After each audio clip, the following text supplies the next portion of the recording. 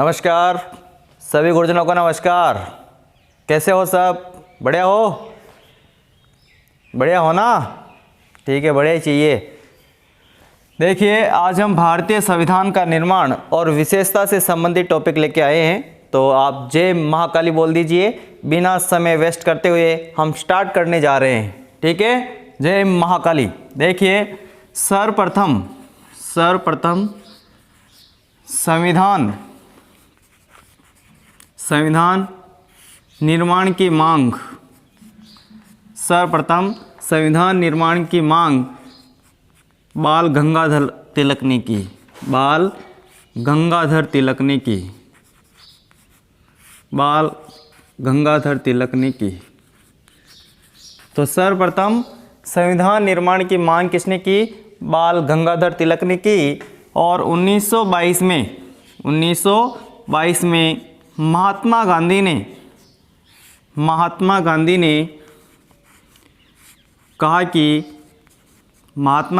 कहा कि भारतीयों का संविधान भारतीयों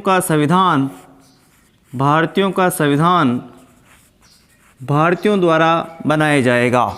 भारतीयों का संविधान भारतीयों द्वारा बनाया जाएगा। भारतीयों द्वारा बनाया जाएगा। भारतीयों का संविधान भारतीयों द्वारा बनाया जाएगा। ये किसने कहा? महात्मा गांधी ने। कब कहा? 1922 में।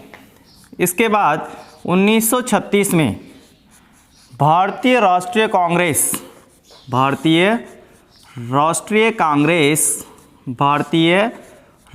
कांग्रेस के द्वारा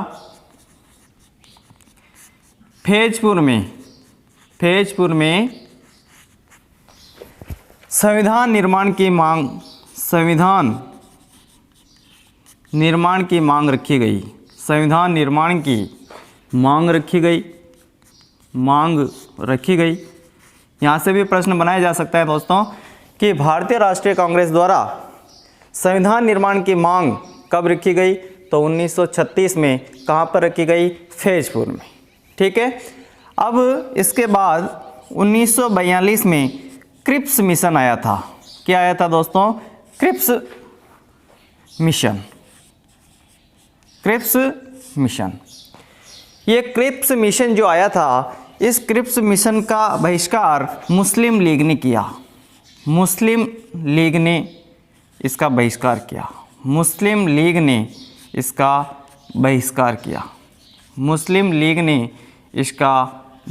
किया। देखिए दोस्तों, इसमें इंपॉर्टेंट फैक्ट आने वाले हैं, आप अच्छे से पढ़े। ठीक है। तो इसने क्या किया? मुस्लिम लीग ने क्रिप्स मिशन जो आया था 1942 में, इसका बहिष्कार किया था। ठीक है। और गांधी जी ने इसे पोस्ट डेटेड चेक की संज्ञा दी। पोस्ट डेटेड चेक की संज्ञा किसने दी? महात्मा गांधी ने। और इन्होंने ये कहा था कि ये ऐसा दिवालिया बैंक का चेक है। दिवालिया बैंक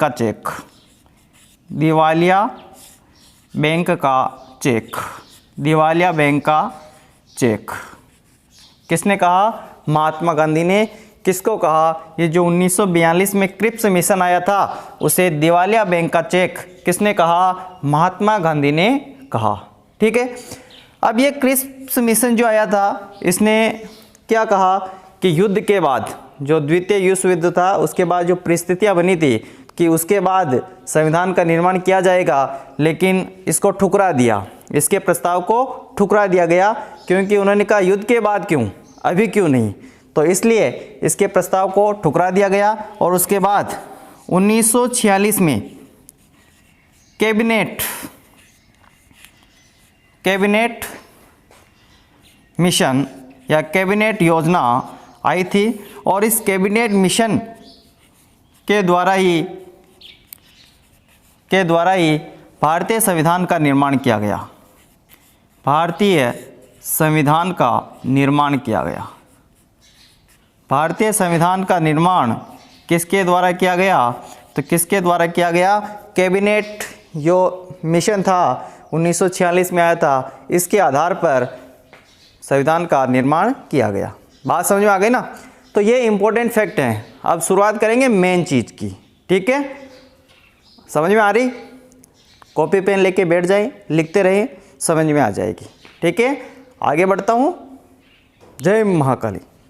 देखिए, कैबिनेट मिशन जो आया था उसके अनुसार संविधान सभा में 389 सदस्य होने चाहिए थे और उस 389 सदस्यों में से 292 + 4 यानी 296 सदस्य अंग्रेज भारत या ब्रिटिश भारत से होने चाहिए थे, ब्रिटिश भारत से होने चाहिए थे। कितने? 296। इसके अलावा 93 देसी रियासतों से, 93 देसी रियासतों से होने चाहिए थे, ठीक है। 93 देसी रियासतों से होने चाहिए थे और ये 93 देसी रियासतों से जो होते चाहिए थे वो होने चाहिए थे मनोनीत। कैसे? मनोनीत। ये थे मनोनीत और ये निर्वाचित, ये निर्वाचित। 4 मैंने प्लस क्यों किया? क्योंकि ये 4 जो हैं वो चीफ कमिश्नर प्रांत हैं, चीफ कमिश्नर प्रांत, चीफ कमिश्नर प्रांत थे। 4 चीफ कमिश्नर प्रांत थे। यहाँ से भी प्रश्न पूछा जा सकता है, तो इसकी ट्रिक होगी A, B, C, D। ऐसे होगा अजमेर मेरवाड़ा, अजमेर मेरवाड़ा। बी से होगा बलूचिस्तान, बी से होगा बलूचिस्तान। सी से होगा कुर्ग, सी से होगा कुर्ग और डी से होगा दिल्ली, डी से होगा दिल्ली, ठीक है। ये आपको याद रखना होगा। अब संविधान सभा के लिए चुनाव हुए थे, जुलाई 1946 में चुनाव हुए, जुलाई 1946 में क्या हुए? चुनाव हुए। इसमें से कांग्रेस को या कांग्रेस के 208 सदस्य चुने गए। कितने? 208 सदस्य चुने गए और मुस्लिम लीग के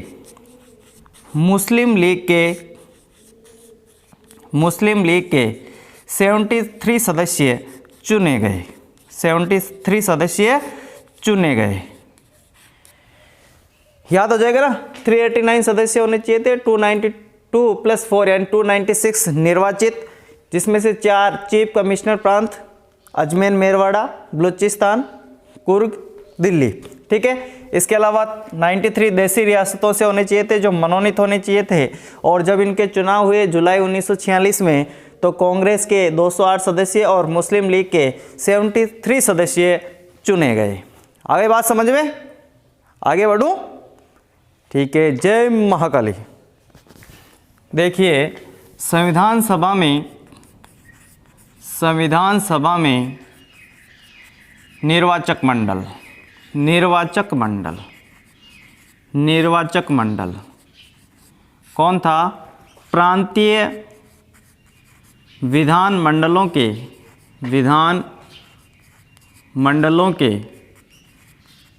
निम्न सदन के सदस्य कौन थे? प्रांतीय विधान मंडलों के निम्न सदन के सदस्य निर्वाचक मंडल थे। निर्वाचक पद्धति क्या थी? निर्वाचक पद्धति थी एकल संक्रमणीय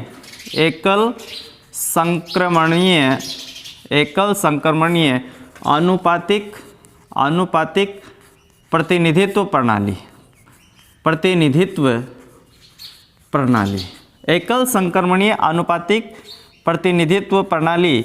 और प्रति 10 लाख की जनसंख्या पर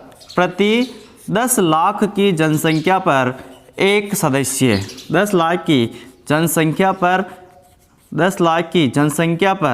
एक सदस्य, 10 लाख की जनसंख्या पर एक सदस्य। अब बात आती है संविधान सभा में संविधान सभा में कुल महिला सदस्य कितनी थी? कुल महिला सदस्य, संविधान सभा में कुल महिला सदस्य पूछे तो वो थी 15। कितने थे? 15। महिला सदस्य कितने थे? 15। ठीक है। और प्रथम या एकमात्र कह सकते हैं, एकमात्र मुस्लिम महिला सदस्य, संविधान सभा में एकमात्र मुस्लिम महिला सदस्य कौन थी? यहाँ से भी प्रश्न बनाया जा सकता है। तो वो थी बेगम अय्याज रसूल। बेगम अय्याज रसूल ये प्रथम या एकमात्र मुस्लिम महिला सदस्य थी। कौन? बेगम अय्याज रसूल। प्रश्न पूछा जा सकता है दोस्तों। ठीक है, तो ये इंपॉर्टेंट फैक्ट है, आपको इनको भी याद रखने होंगे। और राजस्थान के सदस्य, राजस्थान के सदस्य जो संविधान सभा में थे, राजस्थान के सदस्य जो संविधान सभा में थे वो कितने थे, कौन कौन से थे? अब हम उसको देखने जा रहे हैं कि राजस्थान के सदस्य जो संविधान सभा में थे कौन कौन से थे। उसकी हम ट्रिक देखेंगे दोस्तों, ट्रिक से याद करेंगे कि वो कौन कौन से सदस्य थे संविधान सभा में। ठीक है, आगे बढ़ूं, बता दूं ट्रिक। ठीक है, जय महाकाली। लाइक शेयर सब्सक्राइब नहीं किया तो कर दें। ठीक है, अब हम देख रहे हैं दोस्तों संविधान सभा में राजस्थान के सदस्य कौन कौन से थे, उसकी शानदार ट्रिक देख रहे हैं। ठीक है, देखिए वो ट्रिक है, जब हीरा माटी गोदरा में सजे, जब हीरा माटी गोदरा में सजे, मैंने इसे लिखा। ठीक है, जब हीरा माटी गोदरा में सजे, ये लाइन आपको याद रखनी होगी कि संविधान सभा में राजस्थान के सदस्य कौन कौन से थे। तो ये हैं, जब हीरा माटी गोदरा में सजे। जैसे बनेगा जसवंत सिंह, जैसे बनेगा जसवंत सिंह, जैसे बनेगा जसवंत सिंह, वैसे बनेगा बलवंत सिंह मेहता, बलवंत सिंह मेहता। ही से बनेगा हीरालाल शास्त्री, ही से बनेगा हीरालाल शास्त्री। रा से बनेगा रामचंद्र उपाध्याय, रामचंद्र उपाध्याय। माँ से बनेगा माणिक्यलाल वर्मा, माँ से बनेगा माणिक्यलाल वर्मा। टी से बनेगा कृष्णामाचारी। गो से बनेगा गोकुल लाल असावा। इस द से बनेगा दलेल सिंह, द से बनेगा दलेल सिंह। आगे आ रहा है रा से बनेगा राज बहादुर सिंह। इस एम से बनेगा मुकुट बिहारी भार्गव।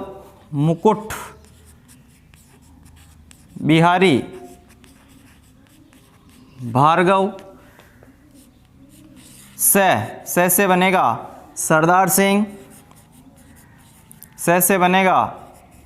सिंह। और लास्ट में है जे, इस जे से बनेगा जय नारायण व्यास। यहाँ से प्रश्न बनाया जा सकता है। तो केवल छोटी सी चीज़, एक लाइन याद रखनी है, जब हीरा माटी गोदरा में सजे। याद हो जाएगी, लिख लेना, क्योंकि वापस भूल सकते हो। ठीक है, ट्रिक पसंद में आ गई ना? पसंद आ गई ना ट्रिक? लाइक शेयर सब्सक्राइब कर दे। जय महाकाली। आगे बढ़ते हैं। अब देखिए 9 दिसंबर 1946 को संविधान सभा की पहली बैठक हुई। संविधान सभा की पहली बैठक कब हुई? 9 दिसंबर 1946 को, और सच्चिदानंद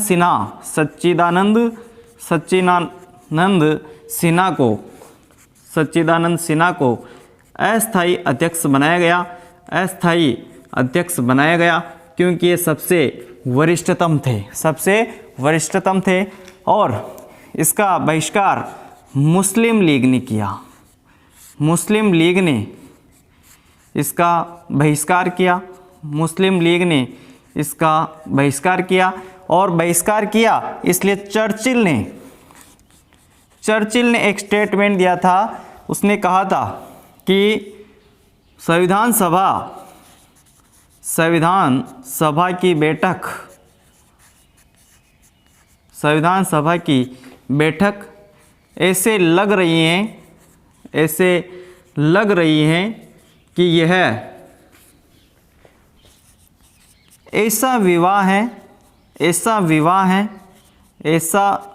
है जिसकी दुल्हन ही गायब है। ये अच्छा स्टेटमेंट है जो आपसे पूछा जा सकता है कि किसने संविधान सभा की बैठक ऐसे लग रही है कि यह ऐसा विवाह है जिसकी दुल्हन ही गायब है, ये किसने कहा? चर्चिल ने कहा। बात समझ में आ गई? इसमें 207 सदस्यों ने भाग लिया, 207 सदस्यों ने भाग लिया, और इस प्रथम बैठक में 9 महिला सदस्य थी। प्रथम बैठक की बात करें तो कितने सदस्य इसमें थे? 9 महिला सदस्य इसमें थे। इसके बाद 11 दिसंबर 1946 को संविधान सभा की दूसरी बैठक हुई। संविधान सभा की दूसरी बैठक हुई, और इस बैठक में डॉक्टर राजेंद्र प्रसाद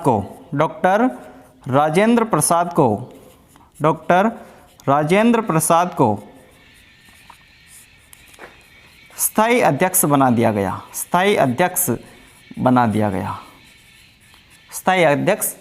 गया।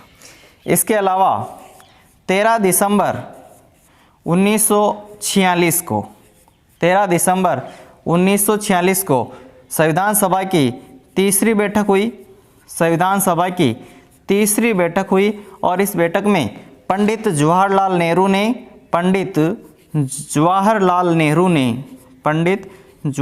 नेहरू ने उद्देश्य प्रस्ताव प्रस्तुत किए, और ये उद्देश्य प्रस्ताव भारत के संविधान की जो प्रस्तावना है उसका आधार है। भारत के संविधान की जो प्रस्तावना है उसका आधार क्या है? उद्देश्य प्रस्ताव। तो उस भारतीय संविधान में कुल कितने अधिवेशन हुए? तो भारतीय संविधान में कुल अधिवेशन हुए 11 + 1 यानी 12। ये एक अगर 24 जनवरी 1950 को शामिल कर लिया जाए, 24 जनवरी 1950 को जो अधिवेशन हुआ उसको शामिल किया जाए तो कुल कितने अधिवेशन हो गए? 12 अधिवेशन इसमें हो गए। और 26 नवंबर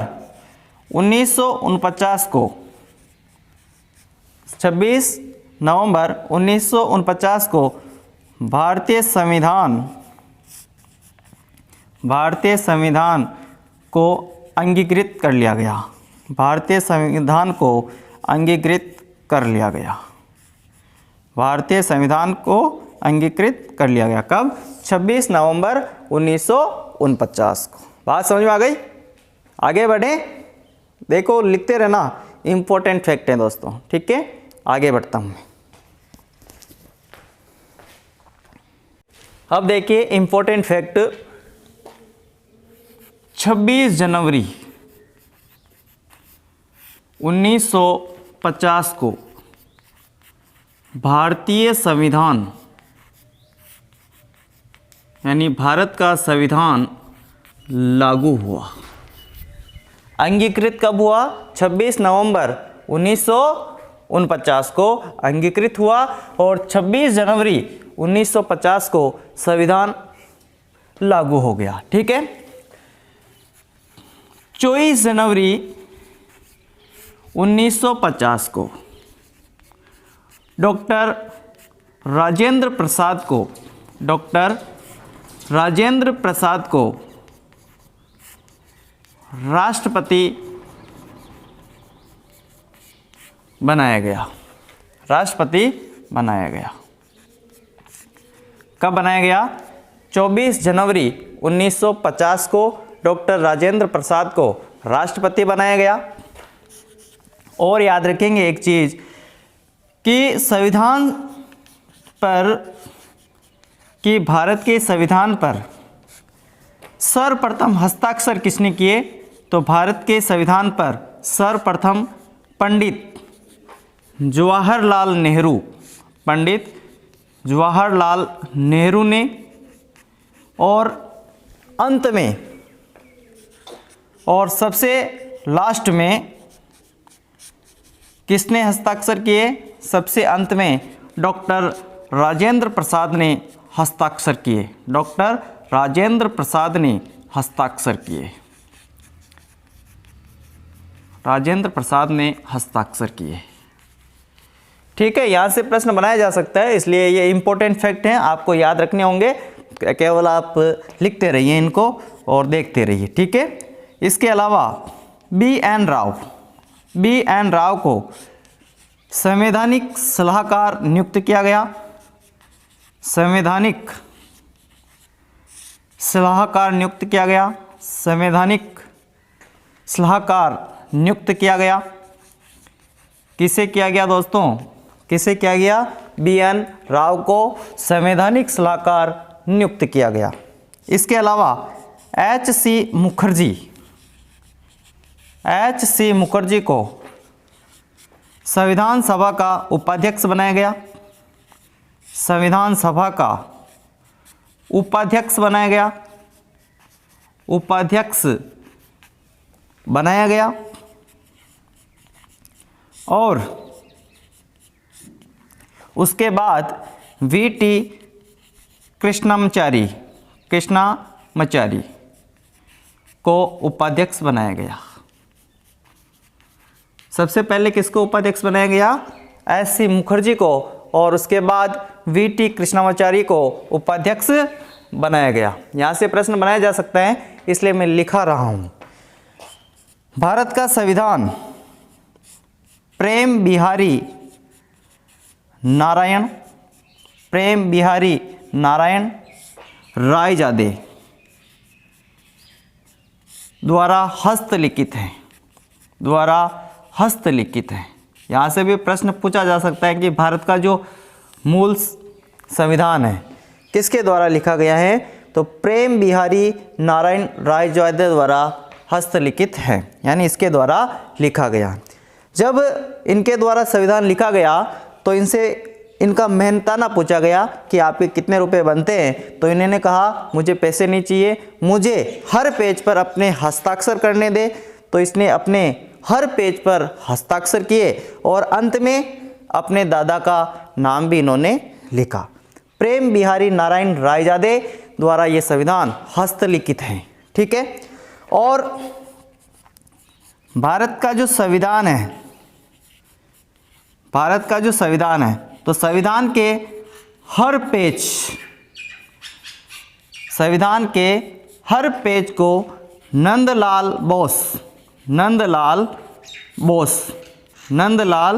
बोस द्वारा चित्रों से सजाया है। चित्रों से सजाया। किसने सजाया? नंदलाल बोस ने संविधान का जो हर पेज है उसको सजाया। ठीक है, इसके अलावा और चीज़ याद रखेंगे, राम मनोहर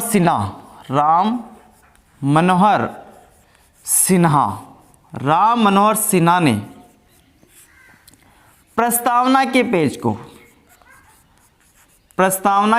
को सजाया है। प्रस्तावना के पेज को सजाया। किसने सजाया दोस्तों? राम मनोहर सिन्हा ने प्रस्तावना के पेज को सजाया है, जबकि नंदलाल बोस ने संविधान के हर पेज को सजाया है। ठीक है, हर पेज यानी लगभग सभी पेजों को इसने सजाया है, लेकिन प्रस्तावना का जो है प्रस्तावना का जो पेज है वो किसने सजाया? राम मनोहर सिन्हा ने। अगर प्रस्तावना की बात करें तो आपका उत्तर क्या होगा? राम मनोहर सिन्हा। और वरना अगर संविधान के हर पेज को किसने सजाया ऐसे पूछे तो नंदलाल बोस करेंगे। केवल प्रस्तावना की बात करें तो आपका उत्तर क्या होगा? राम मनोहर सिन्हा, प्रस्तावना की बात करें तो। ठीक है, इसके अलावा यह संविधान की मूल प्रति, संविधान की मूल प्रति, संविधान की मूल प्रति संसद में रखी गई हैं, संसद की लाइब्रेरी में, संसद की लाइब्रेरी में हीलियम के पात्र में रखी गई है, हीलियम के पात्र में रखी गई है। मूल प्रति कहाँ रखी गई हैं? संसद की लाइब्रेरी है और उस लाइब्रेरी में हीलियम के पात्र में वो मूल प्रति रखी गई है। बात समझ में आ रही है? समझ में आ रही ना बात? तो देखो ये इंपॉर्टेंट फैक्ट है, आप इनको अच्छे से याद रखेंगे क्योंकि यहाँ से प्रश्न बनाया जा सकता है। ठीक है, इसके अलावा थोड़ी सी एक और चीज़ बता देता हूँ। इसमें संविधान सभा में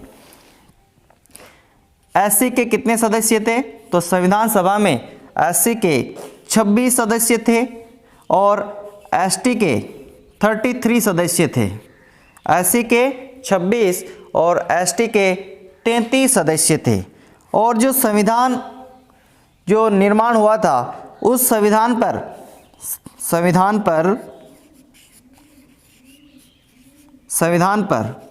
284 सदस्यों ने हस्ताक्षर किए। 284 सदस्यों ने क्या किया? हस्ताक्षर किए। 284 सदस्यों ने हस्ताक्षर किए। और महिला की पूछे कितनी महिलाओं ने हस्ताक्षर किए? तो 8 महिलाओं ने संविधान पर हस्ताक्षर किए। 8 महिलाओं ने संविधान पर हस्ताक्षर किए।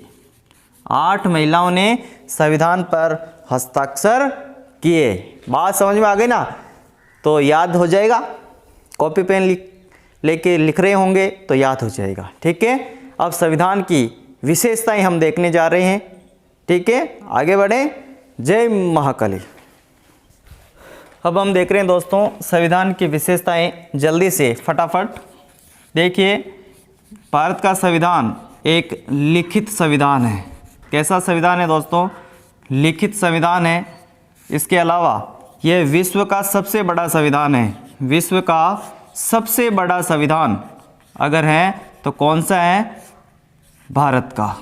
विश्व का सबसे बड़ा संविधान, विश्व का सबसे बड़ा संविधान। इसके अलावा एकल नागरिकता का प्रावधान है। एकल नागरिकता का प्रावधान है।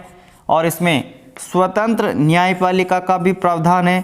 स्वतंत्र न्यायपालिका, स्वतंत्र न्यायपालिका का भी प्रावधान है।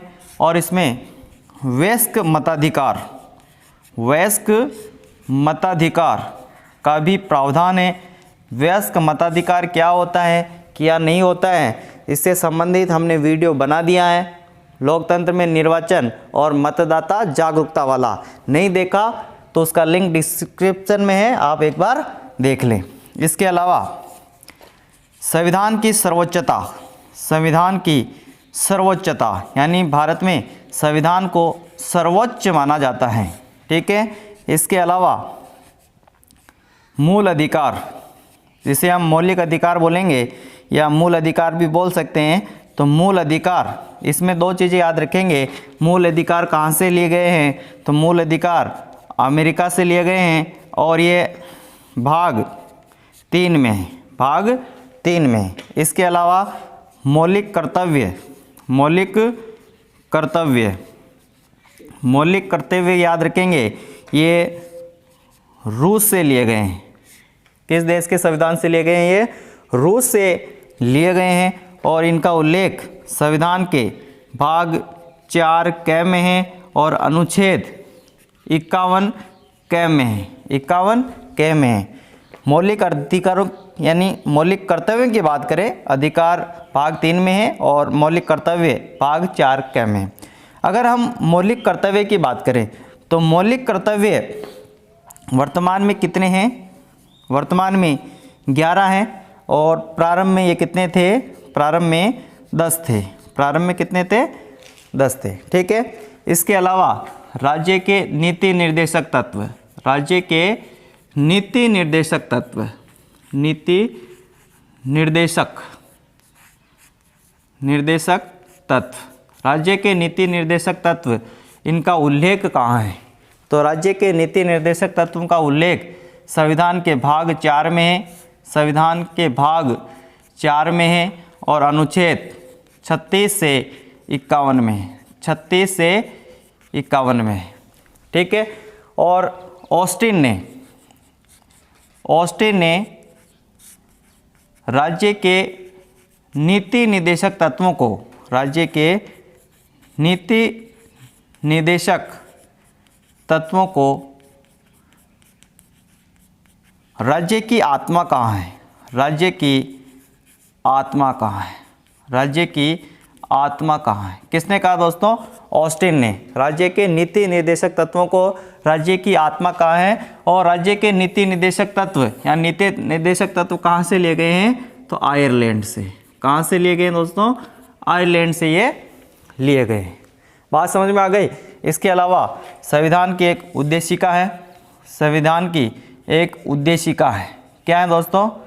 संविधान की उद्देशिका है। तो दोस्तों कुछ समझ में आई ना बात समझ में? तो इनको नोट करते रहिए, देखते रहिए, सब समझ में आ जाएगा। अगर संविधान निर्माण की समितियों से संबंधित कोई प्रश्न आता है और आप देखना चाहें हमारा वीडियो, तो उसका लिंक डिस्क्रिप्शन में दिया हुआ है, संविधान निर्माण से संबंधित समितियों का। ठीक है। तो वहाँ से आप उसको देख सकते हैं और हमारे टेलीग्राम ग्रुप का लिंक डिस्क्रिप्शन में दिया हुआ है, तो वहाँ से आप हमारे टेलीग्राम में जुड़ जाइए। वहाँ नियमित रूप से क्विज होती हैं जो आपके एग्ज़ाम की दृष्टि से काफ़ी महत्वपूर्ण सिद्ध हो सकती हैं। ठीक है साहब, जय महाकाली। ठीक है, धन्यवाद।